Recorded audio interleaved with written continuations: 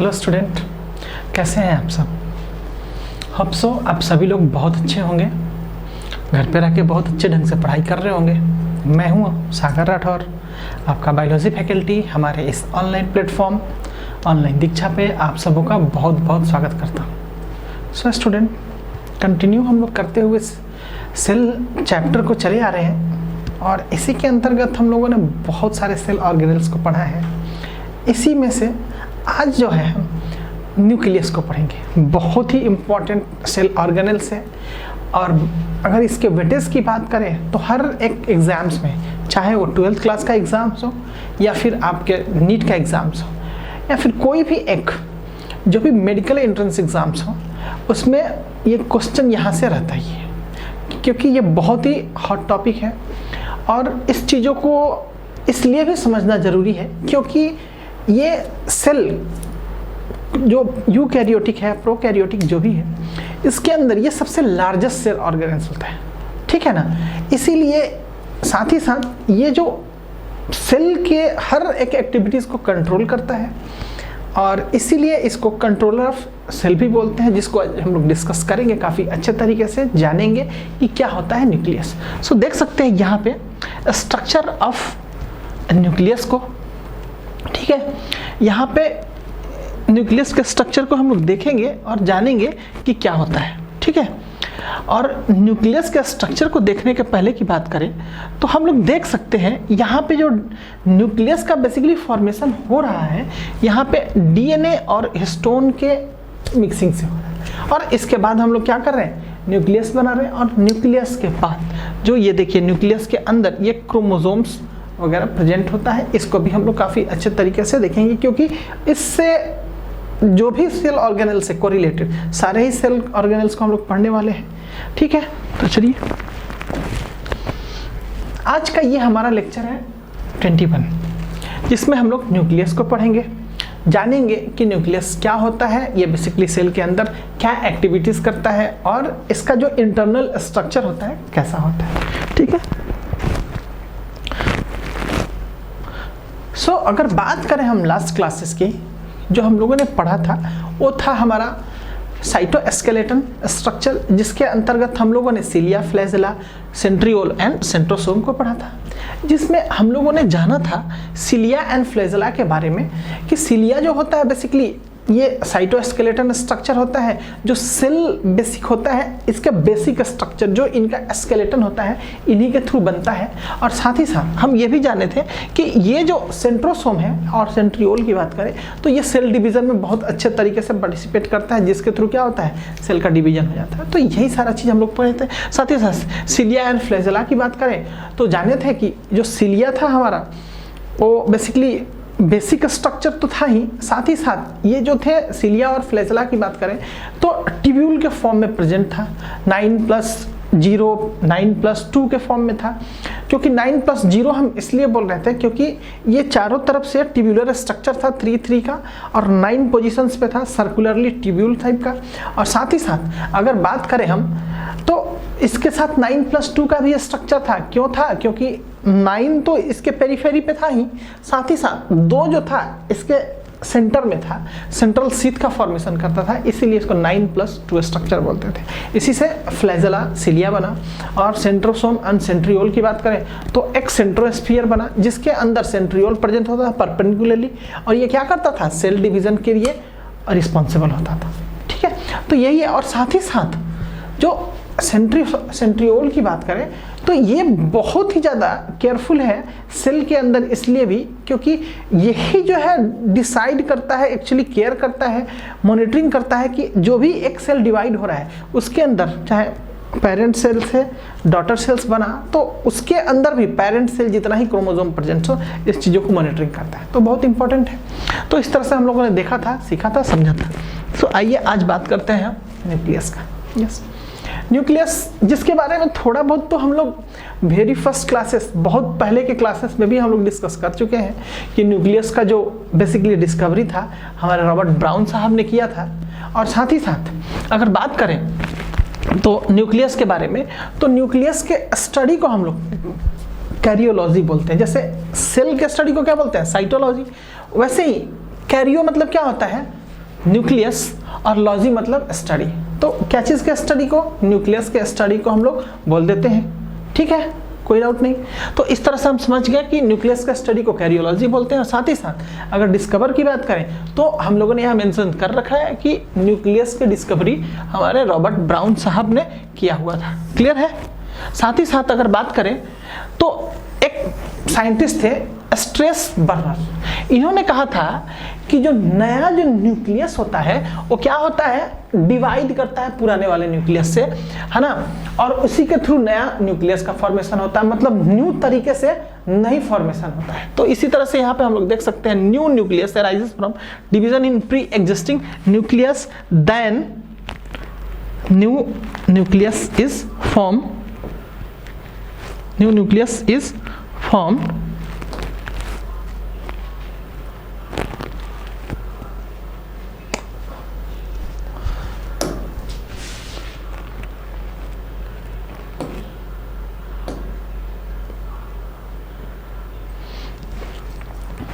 देख सकते हैं हम लोग। Strasburger told new nucleus arises from division in pre existing nucleus, मतलब पहले से ऑलरेडी जो न्यूक्लियस है उसके अंदर डिवीजन होगा, मतलब कैरियोकाइनेसिस होगा, तो नया दो अलग अलग न्यूक्लियस बनेगा। फिर से ऐसे ही ये कंटिन्यू साइकिल्स चलते जाता है, मतलब जितना बार सेल डिवीजन होगा उतना बार न्यूक्लियस का डिवीजन होगा।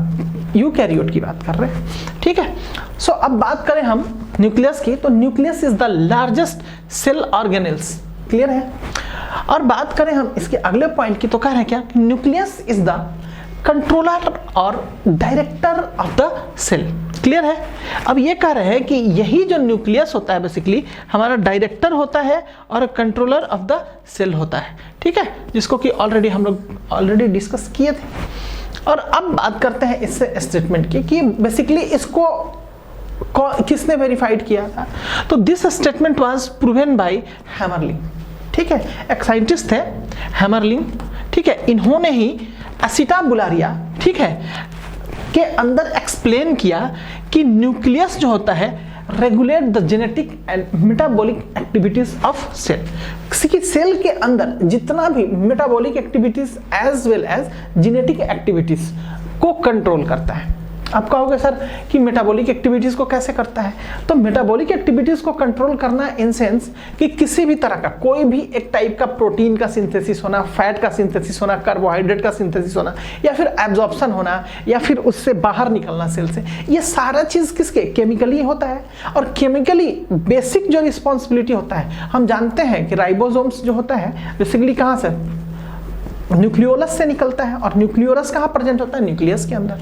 तो इस तरह से देख सकते हैं बेसिक जो प्रोटीन होता है वो यही से निकलता है, और इसी के थ्रू ऑलमोस्ट हर एक चीजें होती हैं। कार्बोहाइड्रेट की बात करें तो इसके ऊपर मॉनिटरिंग वगैरह करता है। ठीक है ना, तो इस तरह से इसीलिए हम इसको बोलते हैं मेटाबॉलिक एक्टिविटीज। जेनेटिक एक्टिविटीज की बात करें तो जानते हो आप लोग क्रोमोसोम्स जो होता है बेसिकली, डीएनए की बात करें तो ये न्यूक्लियस के अंदर ही रिसाइड होता है ना, इसी के अंदर कंस्टिट्यूटेड होता है। तो आप समझ सकते हैं कि कैसे ये जेनेटिकली और मेटाबॉलिकली एक्टिविटीज को कंट्रोल करेगा, और इसी को हैमरलिंग ने एक्सप्लेन किया था एसिटाबुलारिया में। ठीक है, क्लियर हो गया। अब बात करते हैं कि number of nucleus in a cell में भी 1, 2 या फिर मोर देन 2 हो सकता है, या फिर एब्सेंट भी हो सकता है। ठीक है ना, तो इसका अब बात करेंगे 1, 2 और मेनी की या एब्सेंट की, तो कहाँ होता है, तो इसको देख लेते हैं। Normal cell doesn't exist without nucleus, क्योंकि बिना न्यूक्लियस के क्या होगा, ये कंट्रोल ही नहीं होगा। क्लियर है ना, तो इसीलिए कोई भी एक सेल है उसके अंदर न्यूक्लियस का रहना बहुत ही जरूरी होता है। क्लियर? यस। अब बात करते हैं हम कि न्यूक्लियस के कंपोनेंट्स कितने हैं, कि न्यूक्लियस बेसिकली बनता कैसे है। तो एक चीज समझ लीजिए आप, न्यूक्लियस जो होता है बहुत सारे कंपोनेंट को मिला के बनता है। इसमें से है हमारा कुछ, देखो पहले होता है न्यूक्लियर मेम्ब्रेन। अगर कोई भी एक, जैसा कि ऑलरेडी हम लोग जानते हैं कि अगर ये न्यूक्लियस है, ठीक है ना, न्यूक्लियस हो गया, तो इसके चारों तरफ ये क्या होता है, अगर यूकैरियोट की बात करें तो मेम्ब्रेनस स्ट्रक्चर होता है। ठीक है, अब न्यूक्लियर लैमिना भी होता है, इसके ऊपर लैमिनल स्पेस जो होता है, और साथ ही साथ न्यूक्लियोप्लाज्म। न्यूक्लियस के अंदर जो सेमी लिक्विड लिक्विड प्रेजेंट होता है इसको क्या बोलते हैं हम लोग? न्यूक्लियोप्लाज्म बोलते हैं। न्यूक्लियोलस भी होता है, क्या होता है? इसके अंदर एक न्यूक्लियोलस भी होता है ना, जो कि क्या करता है? राइबोसोम सिंथेसिस कराने के लिए रिस्पॉन्सिबल होता है, जैसा कि आप लोग सब लोग जानते हैं, ठीक है। और साथ ही साथ क्रोमेटिन फाइबर, ठीक है ना, क्रोमेटिन फाइबर का बना हुआ होता है। अब कहोगे सर क्रोमेटिन फाइबर से क्या होता है? तो जो बेसिक जो होता है ना, जो क्रोमोसोम्स वगैरह बनता है, और चाहे न्यूक्लियस की बात करें तो इन्हीं के बेसिकली काफी कंपोजिशन से हमारा डीएनए क्रोमोसोम्स वगैरह का फॉर्मेशन होता है, ठीक है ना। तो इसको हम लोग देखेंगे कि क्रोमोसोम का फॉर्मेशन कैसे क्रोमेटिन थ्रेड से होता है। क्लियर? तो हम समझ गए कि कितना हमारा न्यूक्लियस के अंदर कंपोनेंट्स होता है। क्लियर? अब बात करते हैं नंबर ऑफ न्यूक्लियस का, कि नंबर ऑफ न्यूक्लियस के बेसिस पे हम लोग कैसे इसको डिस्टिंग्विश करते हैं और क्या बोलते हैं। तो देखो, सबसे पहला, अगर न्यूक्लियस किसी भी एक सेल के अंदर अगर एक न्यूक्लियस होगा तो उसको क्या बोलेंगे? Uninucleated. समझ में आ रहा है? यूनी न्यूक्लिएटेड स्ट्रक्चर बोलते हैं, जो कि क्या होता है? Most of the cell, prokaryotic cell के अंदर मोस्टली ये मिलता है। अगर बात करें हम बाई न्यूक्लिएटेड की, मतलब अगर दो न्यूक्लियस हो किसी सेल के अंदर, उसी को हम लोग बाई न्यूक्लिएटेड बोलेंगे। ये क्या हो जाता है? पैरामीशियम। पैरामीशियम के अंदर मिलता है, समझ सकते हैं। और अगर हम बात करें मल्टी न्यूक्लिएटेड की, तो समझ सकते हैं क्या? और मल्टी न्यूक्लिएटेड स्ट्रक्चर बन जाता है, हाँ, तो इसी को हम लोग क्या बोलते हैं? सिंसिटियम या सिनोसाइड बोलते हैं, ठीक है। क्लियर है? अब इसके एग्जाम्पल्स की बात कर ले कि भाई मेनी जो न्यूक्लियस होता है कहाँ पे मिलता है। तो अब देखे होंगे कि जिसको कि ऑलरेडी हम लोग काफी चल के 12th क्लास में अच्छे तरीके से पढ़ने वाले हैं, ठीक है ना। तो जानते हैं हम लोग क्या कि इंडोस्पर्म बेसिकली क्या होता है? कोकोनट देखे हो, कोकोनट के अंदर वाटर होता है, ठीक है ना। उस वाटर को क्या बोलते हैं? इंडोस्पर्म बोलते हैं बेसिकली। तो ये क्या होता है? बेसिकली वो क्या होता है? मल्टी न्यूक्लिएटेड स्ट्रक्चर होता है, बहुत सारा न्यूक्लियस ही होता है वो, ठीक है ना। तो यही होता है liquid endosperm of the coconut, epithelium of nematode, ठीक है। और साथ ही साथ phycomycetes group of fungi. Fungi का एक ग्रुप होता है जिसको हम लोग फाइकोमाइसिटिस बोलते हैं, जिसके अंदर क्या होता है? बहुत सारा न्यूक्लियस प्रेजेंट होता है। और साथ ही साथ स्ट्रेटेड मसल की बात करें, स्ट्रेटेड मसल्स में बहुत सारा न्यूक्लियस प्रेजेंट होता है। क्लियर? तो हम लोग जान गए ऐसे कि मल्टी न्यूक्लिएटेड स्ट्रक्चर कैसा होता है, कहाँ पे ये मिलता है। अब हम बात करते हैं, ठीक है, कि एब्सेंट कहाँ होता है। तो देखो, एब्सेंट होने की अगर बात करें तो बहुत सारे ह्यूमन बीइंग के अंदर जो आरबीसी होता है, मैच्योर आरबीसी, उसके अंदर क्या होता है? न्यूक्लियस नहीं होता है, ठीक है। और साथ ही साथ बात करें हम सिव ट्यूब की, तो उसके अंदर भी न्यूक्लियस नहीं होता है। अगर बात करें न्यूक्लियस की, तो एक एक्सेप्शन है इसके अंदर। कैमल के जो बछड़े होते हैं ना, कैमल ऑफ लैम्प, उनके अंदर क्या होता है? ये एक्सेप्शन होता है। उनके आरबीसी में क्या होता है? न्यूक्लियस प्रेजेंट होता है। Clear no? तो इस तरह से हम समझ गए कि न्यूक्लियस का structure on the basis of number of nucleus क्या होता है, इनको क्या बोलते हैं, और इनके एग्जांपल्स को अभी हम लोग देख लिए। क्लियर? अब इससे आगे हम लोग थोड़ा बढ़ते हैं और देखते हैं न्यूक्लियस के स्ट्रक्चर को। यहाँ पे देखो न्यूक्लियस है, न्यूक्लियस के बाद देख रहे हैं ये वाला पार्ट हमारा न्यूक्लियोलस है। Clear no? ये वाला पार्ट न्यूक्लियोलस, ध्यान रखना, ठीक है। क्या बोल रहे हैं हम? न्यूक्लियोलस बोल रहे हैं, ठीक है। और इसके चारों तरफ देखो ये थ्रेड लाइक स्ट्रक्चर्स है, ठीक है। थ्रेड लाइक स्ट्रक्चर है, इसी को हम लोग क्या बोलते हैं? क्रोमेटिन। क्या बोलते हैं हम लोग? क्रोमेटिन थ्रेड बोलते हैं। और देखो इसके चारों तरफ, न्यूक्लियस के चारों तरफ ऐसा ये ऑक्टागोनल स्ट्रक्चर होता है, ठीक है। ऑक्टागोनल स्ट्रक्चर प्रेजेंट होता है, ठीक है। ऑक्टागोनल स्ट्रक्चर प्रेजेंट होता है, जो कि हर एक पोर पे प्रेजेंट होता है। इसको हम लोग क्या बोलते हैं? न्यूक्लियर पोर बोलते हैं, ठीक है। और इसके अंदर, इस न्यूक्लियस के अंदर जितना भी लिक्विड मटेरियल्स प्रेजेंट होता है या सेमी लिक्विड मटेरियल्स प्रेजेंट होता है, इसको हम लोग क्या बोलते हैं? न्यूक्लियोप्लाज्म बोलते हैं। और देखो एक ये इनवेलप टाइप का बना हुआ है कि नहीं?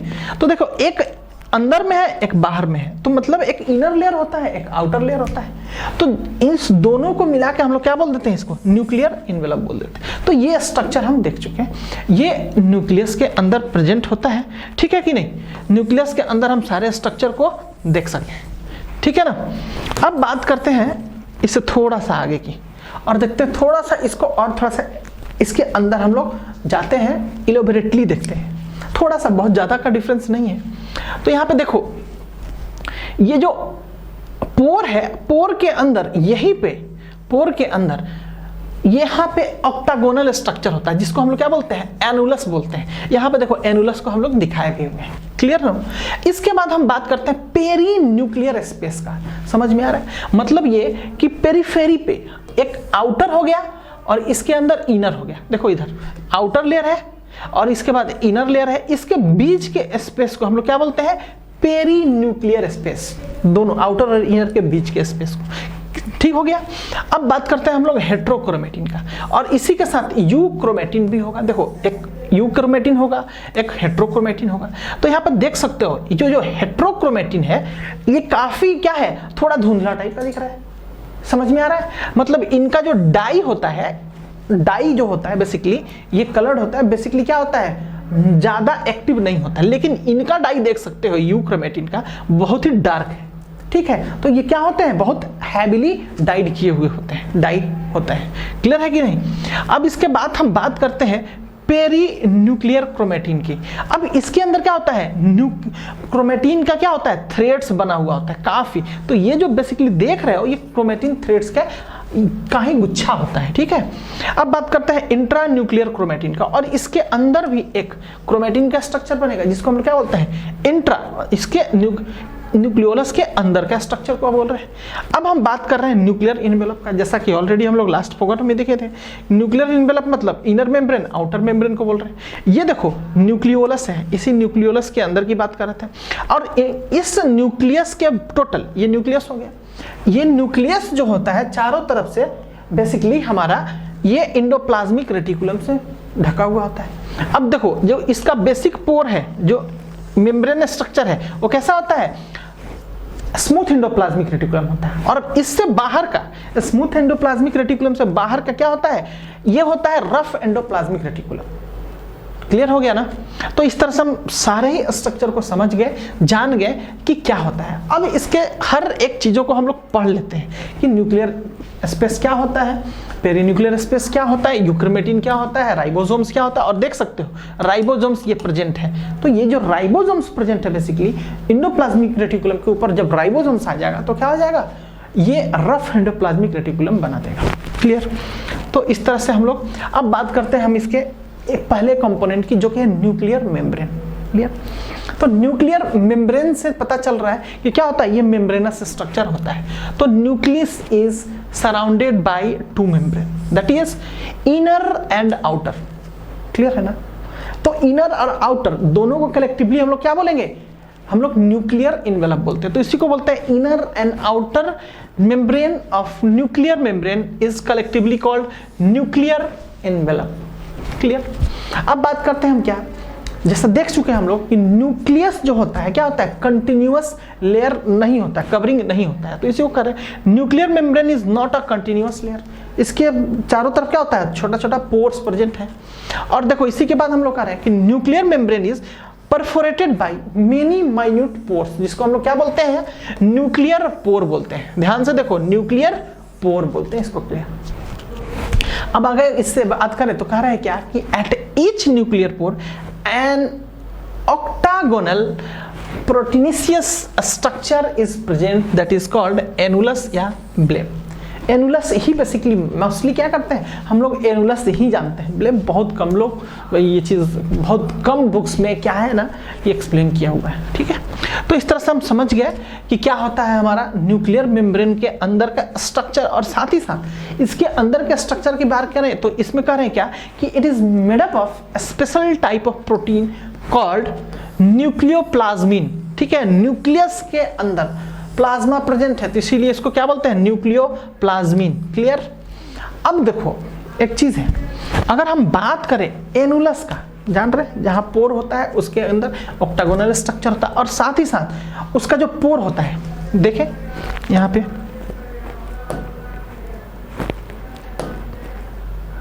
यहां पे देखो, यहाँ पे ये एनुलस है, ठीक है। तो ये जो ऑक्टागोनल स्ट्रक्चर है ये बेसिकली समहाउ यहाँ पे है, और ये यहाँ पे ये पोर है। तो ये दोनों जब मिला दिया जाए, इस दोनों ही स्ट्रक्चर को, इसको हम लोग क्या बोलते हैं, इस वाले स्ट्रक्चर को और इसके न्यूक्लियर पोर को, तो इसको हम लोग बोल रहे हैं क्या, पोर कॉम्प्लेक्स। क्या बोल रहे हैं हम लोग, पोर कॉम्प्लेक्स। Clear no. तो यही वाला स्ट्रक्चर यहाँ पे हम लोग एक्सप्लेन किया।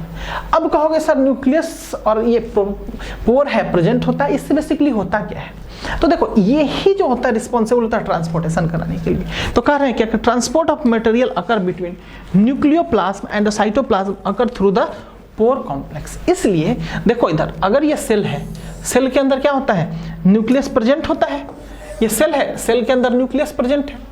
तो जब ये न्यूक्लियस प्रेजेंट है तो ये न्यूक्लियस के अंदर न्यूक्लियोप्लाज्म, और न्यूक्लियस के बाहर क्या होता है, ये साइटोप्लाज्म होता है। तो इसके अंदर का जो ट्रांसपोर्टेशन होता है ये वाला चीज कंट्रोल करता है न्यूक्लियस, जो कि क्या होता है, पोर प्रेजेंट होता है। समझ में आ रहा है।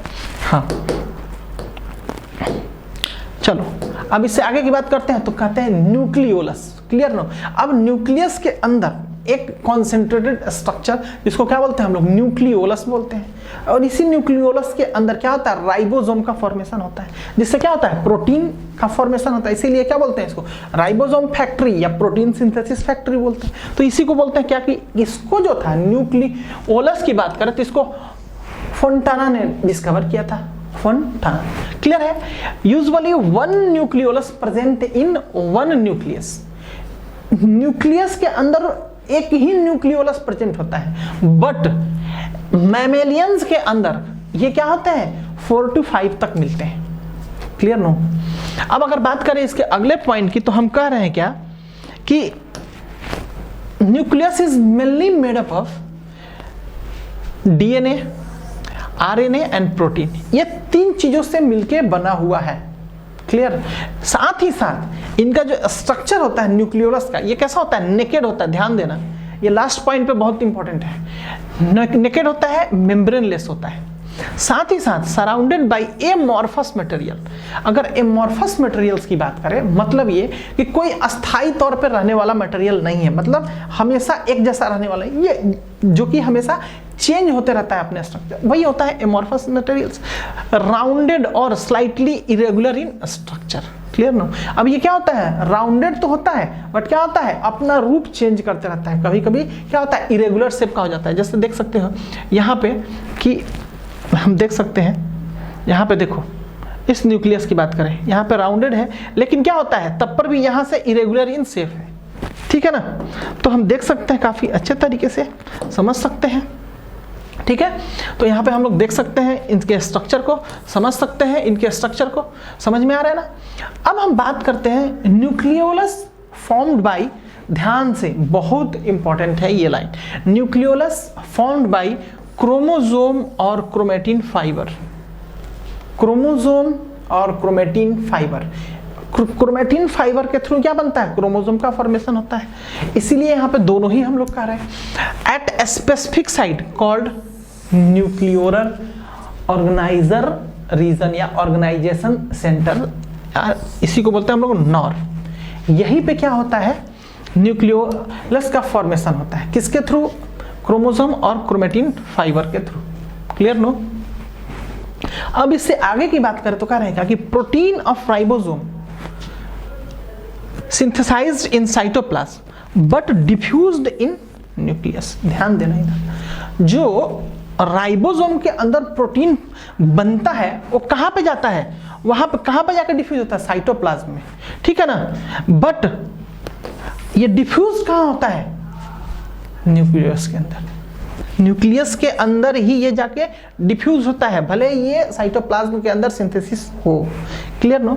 अगर हम बात करें कि इसके अगले पॉइंट की, कि larger and more numerous nucleolus, नया टाइप का और बड़ा बड़ा टाइप का न्यूक्लियोलस अगर बन रहा है या प्रेजेंट है in cell, actively carrying out protein synthesis. तो उस टाइप का जो न्यूक्लियोलस होता है बेसिकली वो क्या करता है, प्रोटीन सिंथेसिस कराने के लिए रिस्पॉन्सिबल होता है। उस स्टेज में क्या करता है, काफी एक्टिवली प्रोटीन सिंथेसिस कराता है। और साथ ही साथ हम ये कह रहे हैं कि nucleolus is the site for ribosome, so ध्यान से कॉल्ड राइबोसोम फैक्ट्री, और इसी को बोलते हैं protein factory of the cell, क्योंकि राइबोसोम होता है, राइबोसोम क्या करता है, प्रोटीन का सिंथेसिस करता है। तो दोनों एक ही बात हुआ, क्या हुआ, डायरेक्टली प्रोपोर्शनल हुआ। Clear no? तो इस तरह से हम समझे न्यूक्लियोलस के बारे में। अब हम बात करते हैं न्यूक्लियर लैमिना के बारे में, आराम से समझना, बहुत इजी है। It is another fibrous layer of the nucleus. ये क्या होता है, न्यूक्लियस के अंदर का क्या होता है, एक लेयर होता है। Clear? It is made up of a special type of protein called lamin protein, ठीक है ना, लैमिन प्रोटीन या लैमिनिन प्रोटीन भी इसको बोलते हैं। Clear? Nuclear lamina provide strength and stability to the nucleus. तो इनका बेसिक जो वर्क होता है यही नोटेबल है। ये क्या करता है, स्टेबिलिटी देता है और स्ट्रेंथ देता है, किसको, न्यूक्लियस को। अगर एब्सेंस और लेमिना की बात करें, है ना, न्यूक्लियर लेमिना की बात करें, तो इसके थ्रू क्या होता है, एक डिजीज कॉज करता है, और इस डिजीज को हम लोग क्या बोलते हैं, प्रोगेरिया। ठीक है, प्रोगेरिया होता है। और ये बेसिकली प्रोगेरिया क्या होता है, प्रोगेरिया ये क्या होता है कि अर्ली टाइम पे क्या हो जाता है, एजिंग हो जाता है, मतलब काफी छोटा एज में क्या हो गया, बूढ़ा टाइप का दिखने लगोगे। आप देखे होंगे ऐसा लोगों को आप लोग, तो क्या हो जाता है बेसिकली उनके अंदर क्या हो जाता है, जो न्यूक्लियर लैमिना जो होता है, ठीक है ना, क्योंकि कोई भी एक चीज जब सेल के अंदर होता है, अगर ये लैमिनल स्ट्रक्चर है, ठीक है, लैमिनल स्ट्रक्चर है, तो क्या करेगा, इसके शेप को बेसिकली, इसके शेप को क्या करेगा, स्ट्रेंथ देगा, स्टेबिलिटी देगा। अगर ये नहीं होगा तो क्या करेगा, इनका न्यूक्लियस तुरंत ही क्या हो जाएगा, अपना आकार चेंज कर लेगा, छोटा हो जाएगा, सेल क्या हो जाएगा, तुरंत इनएक्टिव होने लगेगा। तो क्या होगा, इस कंडीशन में क्या होगा कि एजिंग कॉज कर जाता है। इसी को हम लोग क्या बोलते हैं, प्रोगेरिया। क्लियर? तो इस तरह से हम समझ गए कि क्या होता है हमारा लैमिना, ठीक है, और क्या होता है हमारा न्यूक्लियोप्लाज्म। ठीक है, तो अब हम इसके बाद बात करते हैं न्यूक्लियोप्लाज्म की। ठीक है, तो अब अगर न्यूक्लियोप्लाज्म की बात करें तो हम कह रहे हैं क्या है कि ये जो न्यूक्लियोप्लाज्म है, इसी को हम लोग क्या बोलते हैं, कैरियोप्लाज्म भी बोलते हैं, क्योंकि कैरियो मतलब क्या होता है, न्यूक्लियस, और न्यूक्लियस के अंदर जो भी मटेरियल्स प्रेजेंट होता है, semi liquid materials, liquid materials, उसको क्या बोलते हैं, न्यूक्लियोप्लाज्म। इसी को हम लोग क्या बोलते हैं, कैरियोप्लाज्म। क्लियर?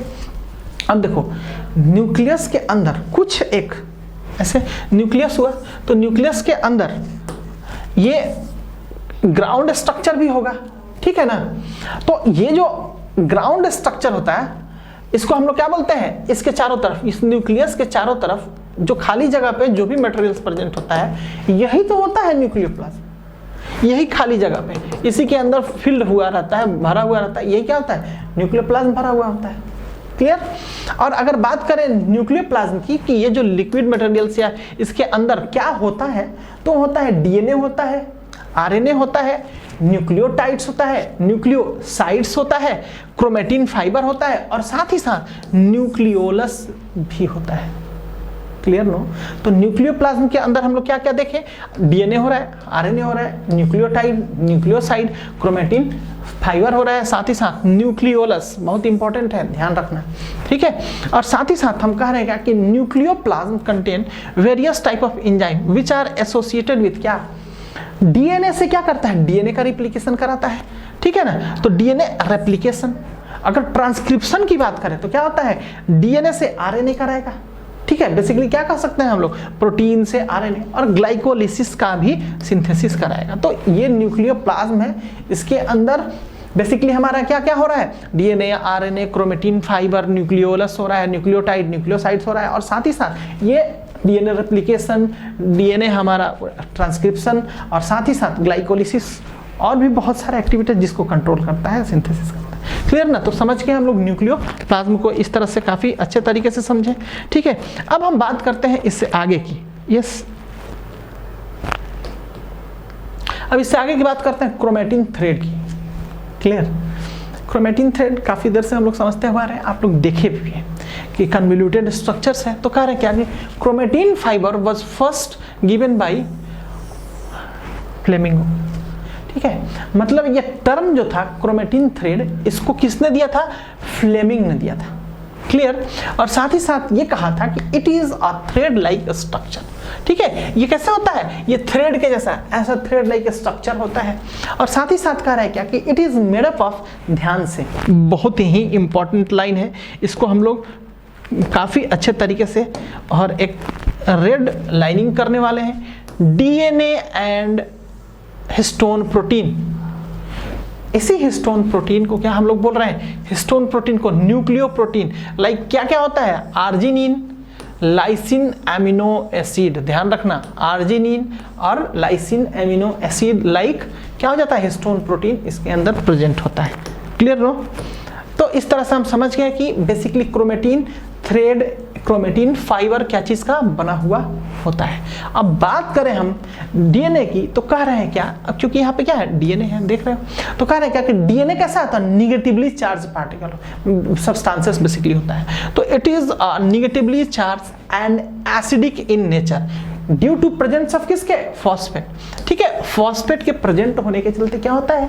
ये निगेटिव चार्ज होता है, साथ ही साथ ये कैसा होता है? एसिडिक नेचर का होता है। क्लियर? अब इससे आगे की बात करें हिस्टोन की, तो हिस्टोन क्या होता है? इसका सीधे उल्टा क्या होता है? ये बेसिक इन नेचर होता है। वो कैसा हो रहा है? एसिडिक इन नेचर होता है, ये बेसिक इन नेचर होता है, मतलब पीएच इनका दोनों का अलग अलग। अब बात करें ये कैसा होता है? पॉजिटिवली चार्ज पार्टिकल होता है। अब ये क्यों होता है positively charge particle? Due to presence of pre amino acid, जिसको हम लोग क्या बोलते हैं? HAL बोलते हैं, हेल, जिसको क्या बोलते हैं? Histidine ammonia lyase. यही होता है HAL, histidine ammonia lyase. Clear? यही बेसिक मटेरियल्स प्रेजेंट होता है, जिसके चलते क्या होता है? ये पॉजिटिवली चार्ज होता है और साथ ही साथ इनका नेचर बेसिक होता है। Clear no? अब बात करें हम इसके अगले पॉइंट की, तो बहुत इंपॉर्टेंट है। ऑलरेडी हम लोग क्या किए, इसको हम लोग रेड लाइनिंग से ये कह रहे हैं क्या कि DNA is wrapped over histone protein. ठीक है, टू फॉर्म क्रोमेटिन फाइबर। तो बेसिकली क्या हो रहा है कि अगर ऐसे थ्रेड लाइक स्ट्रक्चर है, अब इसके साथ अगर कोई, ठीक है ना, ऐसे हिस्टोन प्रोटीन क्या है, इसके साथ ऐसे ऐसे गुच्छा में बना हुआ है, ठीक है, तो यही क्या कर रहा है? इसको क्रोमेटिन फाइबर बना रहा है। ठीक है, इसको भी हम लोग देखेंगे काफी अच्छे तरीके से। ठीक है ना? अब हम बात करते हैं इसके अगले पॉइंट की, जो कि है हमारा कि 2 सब units of each histone protein, ध्यान से, दैट इज H1A, इसके बाद H2B and H3 and H4 together constitute and form histone octamer. ठीक है, on which DNA is wrapped over to form nucleosome. इससे क्या होता है? न्यूक्लियोसोम का फॉर्मेशन होता है। ध्यान रखना, न्यूक्लियोसोम की बात कर रहे हैं, न्यूक्लियोप्लाज्म की बात नहीं कर रहे हैं हम। इसी के थ्रू क्या हो रहा है? ये जो ऑक्टामर बनता है, इसके थ्रू, डीएनए के थ्रू रैप्ड होके, ठीक है, यही ऐसे ऐसे स्ट्रक्चर जो दिखा रहे थे हम, तो ये जो रैप्ड हो रहा है यहाँ पे ऑक्टामर का फॉर्मेशन कर रहा है, यही क्या कर रहा है? न्यूक्लियोसोम का फॉर्मेशन कर रहा है। इसको भी हम लोग काफी अच्छे तरीके से देखेंगे, समझेंगे। ठीक है, तो अब हम बात करते हैं इसके आगे की कि repeated unit of nucleosome is called chromatin thread. तो ये क्या हो रहा है? क्रोमेटिन, सॉरी, फाइबर, थ्रेड नहीं, फाइबर। तो बेसिकली क्या हो रहा है कि ऐसे ही ये न्यूक्लियोसोम, ये ऑक्टामर बन गया। अब यही चीज क्या हो रहा है? देखो इधर ध्यान से, ये स्ट्रक्चर देख रहे हो, ये देख रहे हो, ये देख रहे हो, ये देख रहे हो, ये देख रहे हो। अब यहां से देखो, फिर से क्या हो रहा है? ये अब रिपीट करेगा, इसके ऊपर रिपीट करने वाला है। ठीक है, अब ये जब रिपीट करेगा तो क्या होगा? कंडेंसेशन बढ़ेगा। क्या होते जाएगा? ये काफी घना होते जाएगा, और ये जब घना होते जाएगा तो इनका जो नेचर है चेंज होते जाएगा, जिससे क्या होगा? क्रोमेटिन थ्रेड का फॉर्मेशन होता है। तो ये बेसिकली जो हम ये वाला स्ट्रक्चर ऐसे बना रहे हैं, ये जो रैप अप हो रहा है, यहाँ पे क्या हो रहा है? ऑक्टामर प्रेजेंट हो रहा है। ऑक्टामर क्या हो रहा है? के ऊपर डीएनए का रैपिंग हो रहा है। Clear no? तो यही हो गया हमारा न्यूक्लियोसोम। तो ये कंटिन्यूअस बनाएगा तो क्या बनाएगा? क्रोमेटिन फाइबर बना रहा है। Clear? Chromatin thread, chromatin fibre. अब इससे आगे की बात करें, another histone protein H1 is clipped over each nucleosome to prevent unwrapped. और क्या करता है कि जब इससे निकल जाता है H1 तो क्या होगा? अनरैप होना चालू हो जाता है। क्या कर देगा? ये histone protein H1 is clipped over each nucleosome to prevent unwrapping. तो जहाँ क्या होता है कि अगर H1 यहाँ से अगर हट गया तो क्या हो जाएगा? इससे रैपिंग नहीं होगा। और ये जब तक H1 जुटा हुआ रहता है, ध्यान देना, ये ऐसे ऐसे जुड़ रहा है, ऐसे ऐसा रैपिंग हो रहा है, तो H1 प्रेजेंट है। इसलिए अगर H1 निकल गया मतलब यहाँ पे H1 जो क्या होता है? टर्मिनलाइजेशन का काम करता है, एक्टिवेटर का काम करता है। क्लियर? अब इससे आगे की बात करते हैं, देख लेते हैं अंडर इलेक्ट्रॉन माइक्रोस्कोप। जब माइक्रोस्कोप के अंदर हम लोग देखें तो क्या क्या देखें कि बहुत सारा बीड लाइक स्ट्रक्चर, ऐसे दाना दाना टाइप का स्ट्रक्चर प्रेजेंट था, अपीयर ऑन क्रोमेटिन फाइबर। और इसी को हम लोग क्या बोल रहे थे? न्यूक्लियोसोम बोल रहे थे। देखो इधर ऐसे ऐसे ऐसे ऐसे ऐसे, तो यहीं पे ऑक्टामर प्रेजेंट हो रहा था। तो यही क्या हो रहा था? बीड टाइप का, ऐसे ऐसे बीड टाइप का स्ट्रक्चर दिख रहा था। देखो ऐसे ऐसे दाना टाइप का, दानेदार टाइप का। तो यही हो जा रहा था क्या? हमारा न्यूक्लियोसोम का फॉर्मेशन कर रहा था। Chromatin fibre is stained by basic alkaline dye. और ये जो होता है डाई होता है, कलर किसके थ्रू होता है? अल्कलाइन डाई से होता है। तो यहाँ पे देखो H2A, ध्यान से देखो, H2B, यहाँ पे दोनों मिला, दोनों साथ में आया तो क्या हुआ? H2A H2B डाइमर बनाया। डाइमर डाई मतलब दो, मर मतलब एक, जैसे एक स्ट्रक्चर, तो डाइमर स्ट्रक्चर बनाया। ध्यान दो, इधर डाइमर बन गया। अब इधर देखो H3H4 अलग है, अब ये H3H4 डाइमर बनाया। अब ये दोनों मिल गया तो H3H4 मिल गया। अब इधर ध्यान दो, ये दोनों रैपअप किया, 1 2 3 4, 1 2 3 4। देखो इधर ये बना, इसके बाद क्या किया? इसके अंदर चला गया। तो देखो इसके अंदर कितना? 8 स्ट्रक्चर हो गया, 1 2 3 4 5 6 7 8। तो इस तरह से क्या हो रहा है? हिस्टोन ऑक्टामर का फॉर्मेशन हो रहा है। क्लियर? समझ में आ गया कि कैसे ऑक्टामर बन रहा है? अभी इससे आगे मूव करते हैं और यही इंपॉर्टेंट है। देखो इधर यहाँ पे हमें पहुंचना है, ठीक है? यहाँ पे इसी स्ट्रक्चर को न्यूक्लियस के अंदर ये न्यूक्लियस का पूरा स्ट्रक्चर नहीं, आधा दिया हुआ है। यहाँ से देखो डीएनए है, इधर ध्यान देना, इधर डीएनए क्या हो रहा है? 2 नैनोमीटर। यार अभी इसकी बात हम नहीं करेंगे, अभी सिर्फ बात करेंगे डीएनए का, ठीक है? हेलिकल मॉडल्स होता है, हेलिकली ये क्या हुआ? अरेंज हो रहा है। अब इसके साथ देखो यहाँ पे क्या हो रहा है? ऑक्टामर 1 2 3 4, ये फ्रंट वाला व्यू। इधर देखो 1 2 3 4, और इसी के साथ इधर बैक और फ्रंट, तो दोनों मिला के क्या हो रहा है? ऑक्टामर का फॉर्मेशन, और यही बीड लाइक स्ट्रक्चर। तो यही क्या हो रहा है? देखो इधर ये, अब इसके साथ कन्वोल्यूटेड स्ट्रक्चर, काफी रिपीटेड स्ट्रक्चर बनाने लग रहा है। तो इसके तरफ क्या हो रहा है? देखो इधर क्रोमेटिन का फॉर्मेशन कर रहा है, और इसी क्रोमेटिन आगे अब काफी कंडेंस्ड हो रहा है। तो इसी को क्या बोल रहे हैं हम लोग?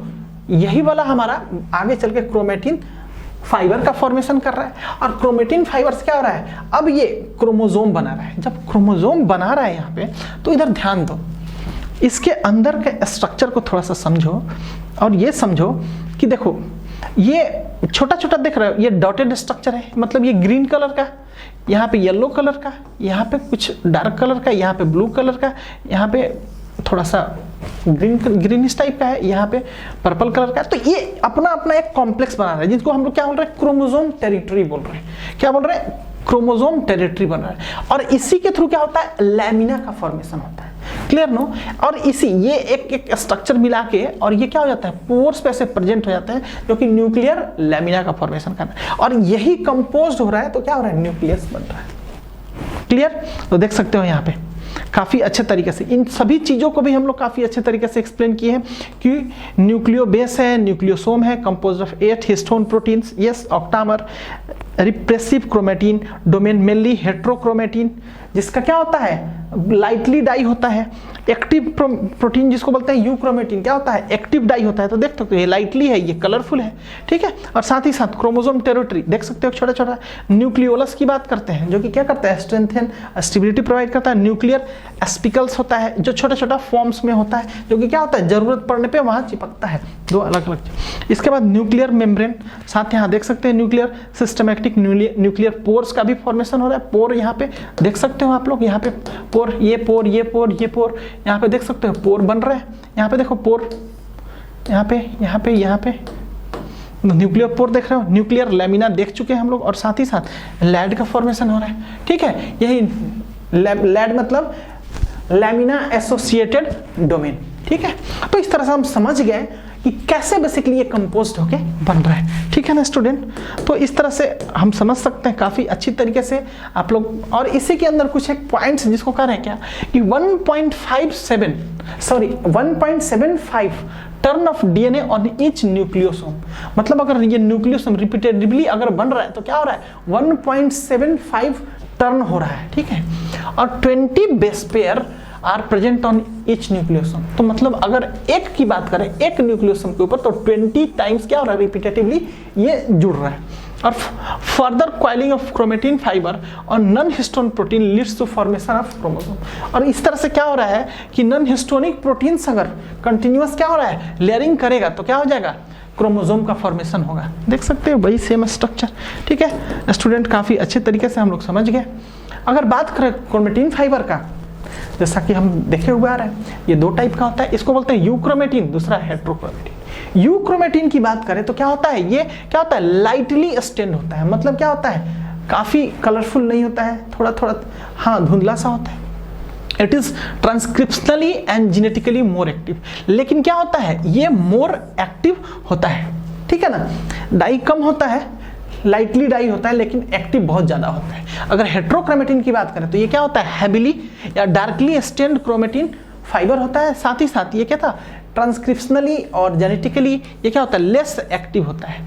और इसकी बात करें हम हेट्रोक्रोमेटिन की बात करें तो हेट्रोक्रोमेटिन फिर से दो टाइप का होता है, एक होता है कंस्टिट्यूटिव और दूसरा होता है फैकल्टेटिव। अब इसकी बात करें तो हम देख सकते हैं, आगे मूव करते हैं। कंस्टिट्यूटिव हेट्रोक्रोमेटिन की बात करें तो कह रहे हैं कि it is found in all type of cell in all stage, और साथ ही साथ कह रहे हैं कि इसका जो एग्जाम्पल्स होता है क्या होता है रेगुलेटर्स जीन होता है। हर सेल के अंदर क्या होता है क्रोमोसोम्स होता है, क्रोमोसोम्स क्या करता है किसी ना किसी जीन के थ्रू रेगुलेट होता है, तो रेगुलेट करने वाला जो जीन होता है ये क्या होता है कंस्टिट्यूटिव जीन होता है। तो रेगुलेटिव जीन को हम लोग कह रहे हैं क्या it involved in controlling the expression of one or more other genes mostly common occur at all level of transcription.